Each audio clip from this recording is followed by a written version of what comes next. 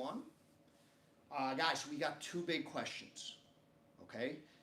So I'm going to answer as much as I can on YouTube, and then we're going to move over to the app and go in greater detail. Again, it's Silver Fox BJJ Global app. It's silverfoxbjjglobal.com, both Apple as well as Google stores. You have, I think 3-day free period, so you can play around with it if you like it. It's getting a lot of good reviews, guys. Really, really good reviews. And we also have a question from the app, which I'm going to cover on the app, is the one-handed guillotine. How do you finish, the mechanics of the finish? So we'll save that for the app because I don't think we're just going to have enough time. So guys, the two big questions that we have is, how do you deal with, it tends to be usually younger, but doesn't necessarily have to be a spaz, okay? And question number two is BJJ for self-defense. That is a very, the second one especially is a very broad question, and it comes down to awareness, but we're going to try to cover both of them, okay? So let's go with the spaz first. Guys, so usually what it happens, if you're on top, it's just you down. And guys, if you're on top and if you got somebody spastic with their feet, just come in, just get, start to, at the very least, threaten. So now I'm cutting off his legs from moving spastically. Now I only have the arms, and it's a lot easier to deal with from the top. So let's look at it more from the bottom, which is a little bit more dangerous, where the guy just kind of starts to, big slap you around and, kind of like this. And then, kind of this is what winds up happening. And that's a good outcome because I've actually, we talked about this before filming. We didn't rehearse. We don't rehearse the techniques. We just kind of go and see what happens. I've been cut multiple times, at least 3 to 5 times by guys like that. It's usually that elbow that kind of comes in, knee that comes in. I've been cut on my eyebrow minimum 2 or 3 times, my chin. I've had black eyes. But the idea is anytime I face that, you cannot, this is the whole point. They make up for lack of skill by going kind of fast and spastic, right? So when you approach a guy like that, go in with authority. So and that's it. He's not spastic anymore, because now I'm controlling him. So let's kind of break it down. We're actually going to do a little bit of, we're going to take off our jackets too. We're going to do a little bit of NoGi as well, because it's a little bit harder. But a lot of times the spazes, they tend to be kind of, their hands tend to be a little bit more on the outside. So the guys that are more disciplined, a little bit more stallers, their hands tend to be a little bit more on the inside. What you need to do is, I'm a big fan of sort of the uregatame / head grip. So I don't try to go uregatame so because if I just go uregatame, especially if the guy's standing, this is going to slip off, and you're getting punched by his knee, by his elbow, by his hands, whatever. So I just basically go head and arm, head and arm. This is one of my go-to moves, especially when you're dealing with somebody. These guys have a tendency to move around laterally whilst they're slapping you around, legs and head. Yeah, that's it. This is done. And by the way, if they're spastic, I have no problem being spastic back to them. What I mean by that is, you careless, I'm going to be careless. This is done. You could see, like, immediately when they get prone, they slow down immediately. Let's look at it again without the jacket, because that's, that's a little bit harder to do. Well, not a little bit, a lot harder to do. But the concept is the same. Usually the spastic guys tend to be not on their knees, because usually on the knees, you don't have to worry so much, because you at least, you have one set of limbs. It's usually the arms. Usually when they're standing, you worry about the knees, and sometimes they drop it on your head. Again, you gotta go in. You gotta basically just, so the guy's head and arm. Go in, that's, yeah, no more spastic. Okay? So it's more of a concept that you need to go in. You cannot be afraid. First of all, guys, by all means, feel free to decline training with them. You know, but when you have no choice or decide to test your game, anytime you got somebody, you know, and a lot of times they club your head and arm, head and arm, head and arm, head and arm. This is done. They're no longer spastic. So usually that urigatame bolt cutter grip and arm and head in there. I don't necessarily need to connect.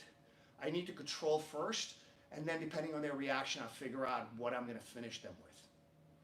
So that is probably the one of the. By the way, this attack works so well even against non-spastic guys.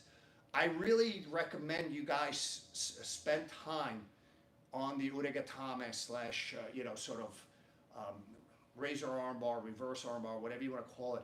The head and arm control from the guard. This is one of my go-to attacks, and we've covered that on both YouTube and a lot of details on the app. So start to review that. But the other thing, guys, when you be careful, you don't want to kind of come in, you know, like this is you giving them opportunity to be spastic. The knees are too close, you know, guys start to drop in. So keep the distance. We've talked about this again, both on YouTube as well as the app. Keep the distance. Head and arm, head and arm, head and arm. Notice that, no, stop moving for a second. Bring. So he beat my right leg, but that's okay because this, my left leg, off balances him, allowing me to recover my right grip. So again, constantly have at least one leg in front of him. I like both feet on the hips or just above the knee and shin. Those are some of my preferred grips with the feet, especially when you got a spaz coming in, just kind of slapping you around.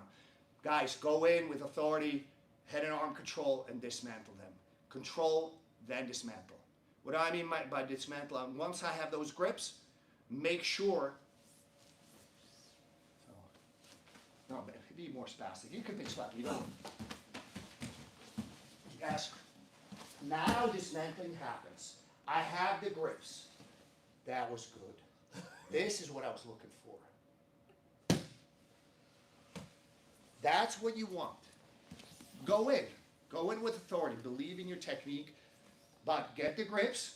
Once you have them, use them to either attack a submission or a sweep. That's what I mean by dismantling them. And then, if you don't get the first submission, get the follow-up submission. Okay? Yes. We have a lot of good mornings. Carlton's watching, John's watching. We have some of our guys from Troy watching. What's up, guys? We are running out of time. Yes. But, we did want to go over that self-defense for BJJ from Yes. the bottom. So guys, BJJ for self-defense. It's a dramatically different way to look at things. But it comes down to very simple logic. You want to make sure that you're not in positions where you can be repeatedly hit in the head. Okay? Now, what does repeatedly mean? You know, sometimes you cannot avoid taking one or two. You know, if the guy hits you in the right spot, you might be done. That's it. But generally speaking, you have to avoid places. That's why, come, close guard.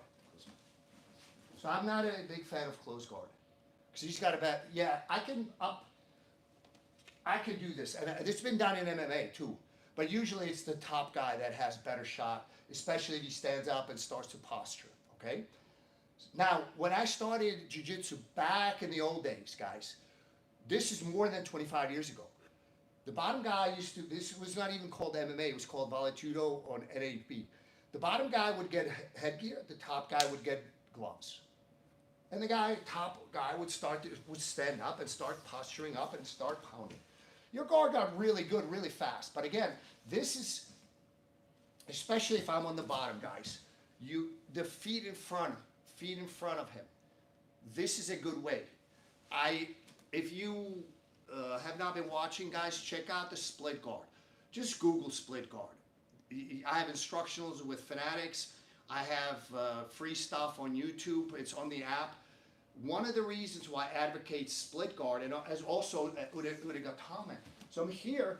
If I'm on the bottom, he's not punching me. This is not happening. Guess what? I can actually punch him. Say hello to my little friend. Okay? He cannot punch me. I can punch him.